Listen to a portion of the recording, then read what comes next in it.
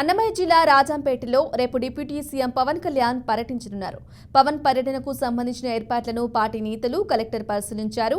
గ్రామ సభలు జరిగే ప్రాంతాలకు ఇతర ప్రాంతాలకు చెందిన వారు ఎవరూ రావద్దని సూచించారు. ఎవరైనా వస్తే వారిని అక్కడి నుండి పంపిస్తామన్నారు. గ్రామ సభల్లో స్థానికులు పాల్గొని వారి సమస్యలు డిప్యూటీ సీఎంకు తెలుపుకోవచ్చన్నారు. జరుగుతుంది.